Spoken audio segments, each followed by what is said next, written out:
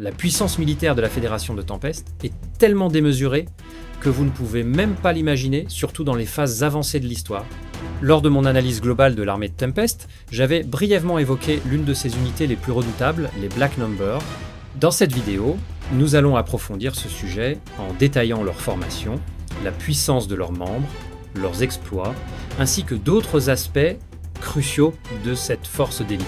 Et si vous appréciez ce contenu, pensez à liker la vidéo et à vous abonner pour ne rien manquer des prochaines analyses sur Tensura. Attends une seconde. Avant de continuer cette vidéo, si tu veux soutenir la chaîne tout en débloquant du contenu exclusif, j'ai exactement ce qu'il te faut. Mon Patreon est maintenant dispo. En t'abonnant, tu débloques des avantages ultra stylés selon le niveau que tu choisis. Accès anticipé aux vidéos, sois le premier à les découvrir, sondage exclusif, choisis les prochains sujets de vidéo, demande ta propre vidéo à un sujet qui te tient à cœur, je le réalise pour toi, et bien plus encore. En rejoignant Patreon, tu m'aides à créer du contenu toujours plus massif et qualitatif, le lien est en bio, clique, explore les abonnements et rejoins les VIP de la chaîne dès maintenant. Allez, on reprend la vidéo. La création des Black Numbers. L'origine des Black Numbers remonte à un moment où Diablo, l'un des plus puissants subordonnés de Limul, commençait à se lasser des tâches qu'on lui confiait.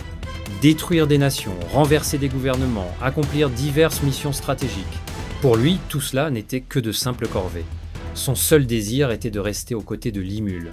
Pour ceux qui n'ont pas encore regardé l'épisode 8 de la saison 4, je vous rappelle que c'est disponible sur la chaîne, alors n'oubliez pas d'aller y faire un tour. Afin d'alléger son fardeau, il eut alors l'idée de recruter d'autres démons pour rejoindre la Fédération de Tempest. Avec l'autorisation de Limul, Diablo retourne en enfer, son monde d'origine, à la recherche d'anciens compagnons. Parmi eux se trouvaient 3 primordiaux, blancs, jaunes et violets, des démons de rang supérieur aux personnalités aussi complexes que terrifiantes. Bien que chacune d'entre elles ait un caractère bien trempé, Diablo réussit néanmoins à les convaincre de rejoindre Tempest. Avant de revenir, il fit également une autre recrue de choix, un démon supérieur qu'il trouva fascinant. Malgré une existence de moins de 70 ans, ce démon possédait déjà une compétence unique, ce qui était une anomalie dans leur espèce. Impressionné par ce potentiel, Diablo décida qu'il pourrait être utile à Limul. Avec ses nouveaux membres, Diablo forma une véritable armée démoniaque. En excluant sa propre force, il avait rassemblé 710 démons au total. Pour donner une idée de leur structure, chaque primordial dirigeait 2 lieutenants, et chacun de ces lieutenants commandait 100 soldats. La même hiérarchie s'appliquait également aux démons supérieurs recrutés par Diablo. De retour à Tempest, les 3 primordiaux furent présentés à Limul. D'abord, sceptiques quant à sa puissance, elle changeait immédiatement d'attitude lorsqu'ils perçaient leur véritable nature d'un simple regard, grâce à Raphaël, roi du savoir. Impressionnés, elles reconnurent immédiatement son autorité et lui prêtèrent allégeance. Afin d'assurer l'intégration complète de cette nouvelle unité, ils furent envoyés dans le labyrinthe de la milice, où tous les autres démons firent également serment de fidélité envers Limul. Pour renforcer leur existence matérielle, ils reçurent ensuite des corps minéraux magiques, qui allaient devenir leur nouvelle enveloppe physique.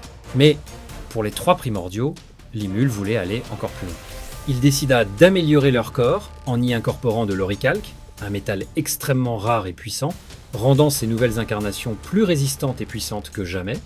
Le corps en oricalque conférait aux primordiaux une puissance bien supérieure au corps en minéraux magiques classiques, offrant une meilleure résistance ainsi qu'une conductivité magique exceptionnelle. Une fois intégrés à leurs nouvelles enveloppes, les 3 démonesses commencèrent à s'habituer à leurs nouvelles capacités. Grâce à Raphaël, Limul altéra également leur apparence, rendant leurs traits plus humains et atténuant leur aspect démoniaque, facilitant ainsi leur future interaction avec les autres races. Lorsque leur intégration fut achevée, les démons émergèrent des capsules de croissance, et Limul décida de leur attribuer des noms. Comme pour Diablo, ces noms étaient inspirés de modèles de voitures de sport de son ancienne vie.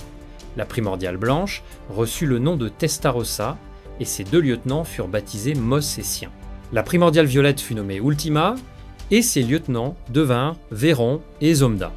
La primordiale jaune fut appelée Carrera, avec Aguera et Esprit comme lieutenants. Quant au démon supérieur recruté par Diablo, il reçut le nom de Vénon. L'octroi de ces noms entraîna une évolution drastique de toute l'unité.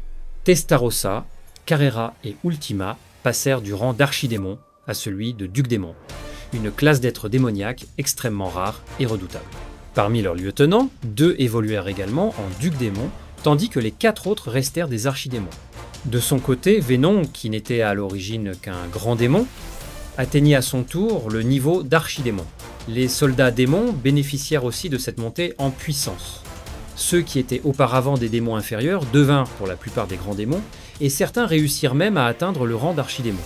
Avec l'achèvement de ces évolutions, c'est ce jour-là que les Black Numbers naquirent officiellement. Désormais, tous ces membres possédaient, au minimum, le rang A, faisant de l'unité la plus puissante de la Fédération de Tempest. Leur force dépassait même les Iryu de Gabiru, et leur existence devint rapidement synonyme de terreur pour quiconque osait s'opposer à la nation de Limul. Cependant, malgré leur puissance écrasante, les Black Numbers ne sont pas considérés comme une unité militaire officielle. Contrairement aux autres divisions de Tempest, ils opèrent indépendamment de Benimaru, qui est pourtant le stratège en chef de la Fédération. En réalité, leur commandement est exclusivement réservé à Limul, Diablo et aux 3 primordiaux. Leur déploiement ne peut avoir lieu que sur ordre direct de Limul, garantissant ainsi qu'il ne soit utilisé que dans des situations critiques. La chaîne de commandement au sein des Black Numbers est clairement définie. 1. Limul au sommet, qui donne les ordres finaux. 2. Diablo, son plus fidèle subordonné, qui assure la gestion générale de l'unité. 3. Testarossa, Ultima, et Carrera, qui commandent chacun une division. 4. Les lieutenants démons qui transmettent les ordres aux troupes. 5. Les soldats démons qui exécutent les missions, leur rôle en temps de paix. Bien que conçus pour être une force militaire redoutable, les Black Numbers ne restent pas inactifs durant les périodes de paix. Ils jouent un rôle crucial au sein du gouvernement et de la gestion interne de Tempest. Les 3 primordiaux, en raison de leur intelligence et de leur puissance, se virent attribuer des postes stratégiques. Testarossa devint attaché militaire de la Fédération de Tempest et représenta la nation au Conseil de l'Ouest. Ultima fut nommé procureur en chef du bureau des procureurs, supervisant les affaires judiciaires. Carrera prit le poste de juge suprême à la Cour suprême de Tempest, garantissant l'application des lois. Quant aux autres membres des Black Numbers, ils ne restèrent pas inactifs non plus.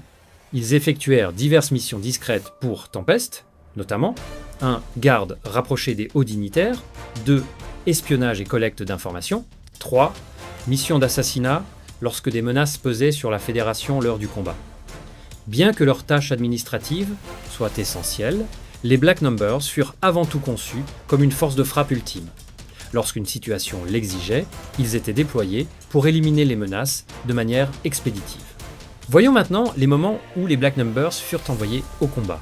Le premier grand déploiement des Black Numbers eut lieu lorsque les forces de Guy Crimson lancèrent une incursion dans les nations de l'Ouest par le Nord.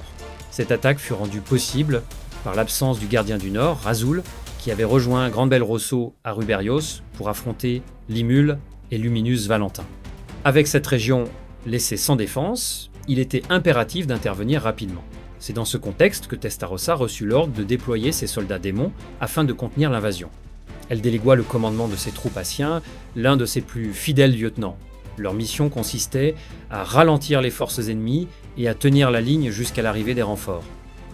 Heureusement, cette attaque ne semblait pas être une tentative d'invasion à grande échelle. Les forces de Guy Crimson furent rapidement repoussées et durent se replier vers leur territoire sans avoir pu causer de dégâts significatifs. Pendant ce temps, ailleurs, Venom et ses subordonnés avaient reçu une mission de protection. Ils assuraient la sécurité de l'orchestre de Tempest, qui était en tournée, ainsi que celle des autres élèves réincarnés, les enfants du monde parallèle que Limul avait pris sous son aile. Finalement, Grande Belle Rosso fut vaincue, mettant un terme à cette crise. Les Black Numbers furent alors rappelés à Tempest, reprenant leurs fonctions habituelles en attendant leur prochaine mission, la Grande Guerre contre l'Empire de l'Est. Le second déploiement majeur des Black Numbers eut lieu lors de l'invasion de l'Empire de l'Est. Cette guerre se déroula en 2 phases distinctes, et les Black Numbers jouèrent un rôle clé dans chacune d'elles. Première phase, une victoire sans difficulté. Lors de la première phase du conflit, seuls les 3 primordiaux, Testarossa, Ultima et Carrera, ainsi que leurs lieutenants, furent envoyés au combat. Leur intervention fut brève et décisive. L'armée impériale n'avait aucune chance face aux forces de Tempest, et la victoire fut écrasante. À l'issue de cette première bataille, Limul organisa une cérémonie de récompense. Parmi les décisions importantes prises lors de cet événement, il offrit 100 000 âmes à Diablo, lui permettant ainsi d'achever son éveil en véritable roi démon.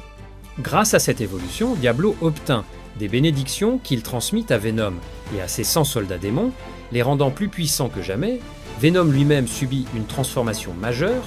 Il passa du rang d'archidémon à celui de Dudémon, tandis que ses subordonnés évoluèrent en archidémons, augmentant encore davantage la puissance globale des Black Numbers.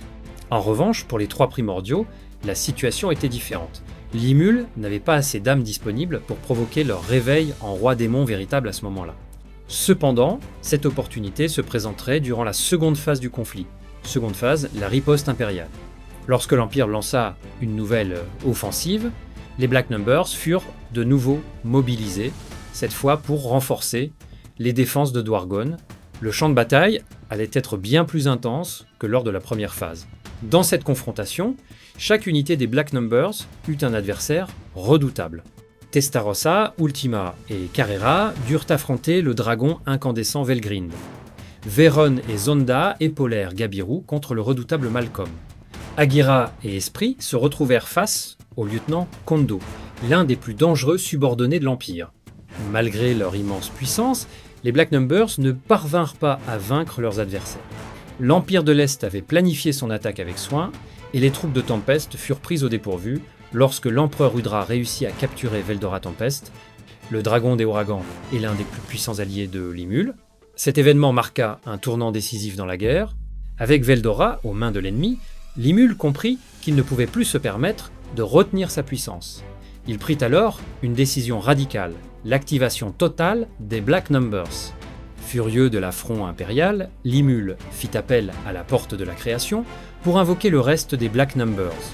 Toutefois, sur les 710 démons de l'unité, seuls 600 purent être déployés immédiatement, car Venom était toujours en charge de protéger Masayuki Honjo à l'intérieur du labyrinthe de la milice. Limul ne comptait pas laisser l'Empire s'en tirer impunément après leur trahison. Il ordonna alors aux Black Numbers d'exterminer sans pitié les troupes impériales encore présentes. Ce fut un massacre total. Les soldats de l'Empire, déjà affaiblis par la bataille, furent anéantis en un instant. Mais Limul n'en resta pas là. Il jugea que le moment était venu pour Testarossa, Ultima et Carrera d'achever leurs éveils en véritables rois démons. Il leur offrit alors les âmes nécessaires, leur permettant de se transformer en véritables rois démons, le stade évolutif ultime des démons. Tout comme Diablo auparavant, leur évolution eut un effet en cascade. Tous leurs lieutenants et subordonnés bénéficièrent de leur ascension, évoluant en êtres suprêmes. Leur puissance atteignit des niveaux inégalés, les plaçant au sommet de la hiérarchie démoniaque. Avec cette transformation, les Black Numbers atteignirent leur apogée, devenant l'unité militaire la plus redoutée que Tempest ait jamais possédée. Une nouvelle direction pour les Black Numbers. Après cette victoire écrasante, Diablo prit officiellement le commandement des Black Numbers. Cependant, dans un geste surprenant, il décida de transférer la gestion opérationnelle à Benimaru. Ce choix, bien que stratégique, fut aussi motivé par le fait que Diablo souhaitait rester aux côtés de Limul en permanence, délaissant les tâches trop ennuyeuses à ses yeux. Avec cette réorganisation du commandement, les Black Numbers se préparaient à jouer un rôle encore plus crucial dans l'avenir de Tempest. Les Black Numbers en action, la bataille contre l'Empire de l'Est, avec la mise en ordre des troupes après la capture de Veldora Tempest, Benimaru prit le commandement stratégique des opérations.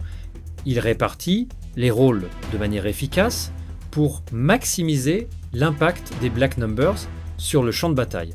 Testarossa, Ultima et Carrera, accompagnés de Veyron, Aguera, Esprit et Zonda, furent assignés au raid contre le vaisseau amiral de l'empereur Rudra. Leur mission ? Éliminer les hauts gradés de l'Empire et neutraliser la menace principale. Sien, quant à lui, reçut le commandement d'une unité de 500 soldats démons chargés d'épauler Gabiru dans l'élimination des troupes impériales restantes. Les soldats démons restants furent positionnés autour du vaisseau amiral, créant une barrière impénétrable pour empêcher toute tentative de fuite. Enfin, Moss poursuivit sa tâche d'espionnage et de collecte d'informations, jouant un rôle crucial pour anticiper les mouvements ennemis, l'assaut du vaisseau amiral de Rudra. Au sein du vaisseau amiral, plusieurs affrontements majeurs eurent lieu.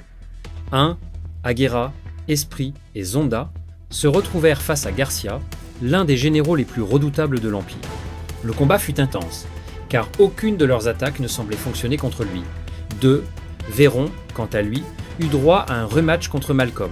Cette fois-ci, Veyron, ayant acquis un don ultime au cours de la bataille, parvint à surpasser son adversaire et le vaincre rapidement. En ce qui concerne l'affrontement contre Garcia, ce fut une bataille difficile. Garcia exerçait une pression constante sur Aguera, Esprit et Zonda, et aucune de leurs stratégies n'aboutissait. Cependant, la situation bascula lorsqu'Aguera prit une décision audacieuse. Il se transforma en une lame dorée et fusionna avec Esprit, lui conférant une puissance inégalée. Grâce à cette technique, Esprit réussit à percer les défenses de Garcia et à le décapiter d'un coup net. 3. Le combat de Venom dans le labyrinthe. Pendant ce temps, Venom avait reçu l'ordre de protéger Masayuki Honjo à l'intérieur du labyrinthe de la milice. Malheureusement, un ennemi de taille se dressa sur son chemin. Cornu, l'un des redoutables commandants fantômes. Venom se battit avec acharnement, mais Cornu était trop puissant pour qu'il puisse le vaincre seul. Heureusement, des renforts arrivèrent à temps. Calgurio, Minite, Jiwoo et Bernie, accompagnés de 3 invocateurs vampires, rejoignirent le combat. En utilisant le pouvoir de la compétence ultime de Masayuki, ils boostèrent considérablement leurs capacités et parvinrent à retenir Cornu suffisamment longtemps. Finalement, Velgrind arriva sur place et mit un terme au combat en éliminant le commandant fantôme. Une nouvelle menace, la guerre contre le roi fantôme Feldway. Avec la victoire totale contre l'Empire de l'Est, les Black Number furent rappelés à Tempest. Cependant, leur repos fut de courte durée car une nouvelle guerre se profilait à l'horizon. Cette fois, l'ennemi était Feldway, le roi fantôme et son allié. Afin de préparer la défense contre cette menace, Guy Crimson donna des instructions précises à Limul, répartir ses forces parmi les autres rois démons. En conséquence, les Black Number furent déployés dans différentes régions stratégiques. Ultima et ses forces furent envoyés dans le sein vide d'Amargania, le territoire de Dagruel. Testarossa et ses troupes reçurent la responsabilité de protéger les nations de l'Ouest contre toute attaque potentielle. Carrera et ses forces furent divisées en 2 unités. Carrera et Esprit partirent prêter main forte à Milim dans son territoire. Aguera resta en poste à Dwargon en soutien aux forces locales. Venom, fidèle à son rôle, fut chargé de continuer à protéger Masayuki Honjo, une mission d'une importance capitale. Ainsi, les Black Number s'adaptèrent à cette nouvelle guerre, chacun ayant un rôle clé dans la défense et l'attaque contre le roi fantôme Feldway. Évaluation des lieutenants des Black Number après leur évolution. Avec leurs nombreuses victoires et leur évolution constante, les lieutenants des Black Numbers atteignirent un niveau de menace impressionnant. Voici un aperçu du classement et capacité de certains d'entre eux. Les lieutenants de Testarossa, 1. Moss. Rank Duc Démon. Valeur d'existence, 1 million. Classe, super éveillé. Titre, confident de l'empereur. Compétence unique, collecteur. Cette capacité lui permet de se diviser en plusieurs clones miniatures pour infiltrer des zones stratégiques et recueillir des informations. 2. Sien. Rang, Duc Démon. Valeur d'existence, 286 000. Classe, menace de niveau catastrophe inférieur. Titre, secrétaire de l'empereur. Compétence unique, recordée, probablement une capacité analytique avancée, lui permettant de mémoriser et analyser des quantités colossales d'informations. Avec cette évolution impressionnante, les Black Number consolidèrent leur place en tant que force militaire absolue sous le commandement de Limul. Leur influence s'étendait bien au-delà des frontières de Tempest et leur puissance était redoutée par tous. Avec la montée en puissance des Black Number, les lieutenants des 3 démonesses ont également évolué, acquérant de nouveaux pouvoirs et des titres uniques. Cependant, Limul n'a pas pu améliorer leurs capacités lors de la précédente bataille contre l'Empire, car certains d'entre eux n'y avaient pas participé directement. Malgré cela, ils ont su renforcer leur puissance individuellement au fil des combats et des entraînements. Les lieutenants d'Ultima, 1. Véron, le majordome de la Reine des Poisons. Rang, Duc Démon. Valeur d'existence, environ 880 000. Classe de menace, catastrophe supérieure. Titre, le majordome de la Reine des Poisons. Compétence ultime, artiste anciennement appelé imitateur. Cette capacité lui permet de se transformer en n'importe quelle personne qu'il a déjà vue et de copier une partie de ses pouvoirs. Cependant, cette imitation semble avoir certaines limitations et il ne peut pas copier tout et n'importe qui. 2. Zonda, le chef de la Reine des Poisons. Rang, Duc Démon. Valeur d'existence, environ 300 000. Classe de menace, catastrophe inférieure. Titre, chef de la Reine des Poisons. Compétence unique, chef. Contrairement à la compétence de Shion, celle-ci n'altère pas la réalité. Elle lui permet plutôt de soigner les blessures en les cuisinant, bien que le fonctionnement exact reste un mystère. Les lieutenants de Karra. 1. Aguera, le maître tyran. Rang, duc démon. Valeur d'existence, environ 733 000. Classe de menace, catastrophe supérieure. Titre, maître tyran. Compétence ultime, Blade transformation. Cette capacité lui permet de se transformer en une lame dorée. Il peut également intégrer les compétences qu'il maîtrise à l'arme, renforçant considérablement son porteur. Cette faculté fut décisive dans le combat contre Garcia lorsqu'il fusionna avec Esprit pour percer les défenses de l'ennemi. 2. Esprit, l'ami du tyran. Rang, duc démon. Valeur d'existence, environ 550 000. Classe de menace, catastrophe. Titre, l'ami du tyran. Compétence unique, discerner. Elle lui permet d'analyser son environnement et de partager sa perception avec d'autres. Une capacité très utile en combat, facilitant la coordination des attaques et la détection des faiblesses ennemies. Ce qui est intéressant avec les lieutenants de Carrera, c'est que leurs titres sont plus amicaux et personnels que ceux des autres groupes. Alors que les autres Black Numbers ont des titres axés sur leur rôle ou leur fonction, ceux de Carrera semblent basés sur des relations et des liens d'amitié. Peut être que cela reflète la personnalité de Carrera, qui, malgré son tempérament explosif, est plus proche et plus attentionné envers ses subordonnés que les autres primordiaux. Mais cela reste une interprétation personnelle. L'avenir des Black Numbers. Avec leur puissance écrasante et leurs évolutions récentes, les Black Numbers sont devenus une unité militaire légendaire. Ils ne sont pas seulement la force d'élite de Tempest, mais aussi une arme terrifiante contre toute menace future. D'ailleurs, avec l'arrivée imminente d'un nouvel affrontement, on espère voir les Black Numbers briller à nouveau sur le champ de bataille. Leur puissance reste encore largement inexploitée, et il serait fascinant de voir jusqu'où ils peuvent aller. Et vous, qui est votre membre préféré des Black Numbers, à part les primordiaux? Dites-moi en commentaire qui vous trouvez le plus intéressant ou le plus puissant et pourquoi. Si cette analyse vous a plu, laissez un like et si nous atteignons 10 000 likes, je ferai une vidéo détaillée sur chaque membre des Black Numbers. Et je vous assure que ça va vous plaire, alors faites décoller cette vidéo. N'oubliez pas de vous abonner et d'activer la cloche des notifications pour ne pas manquer les prochaines analyses. Merci d'avoir regardé et à la prochaine pour une nouvelle vidéo épique.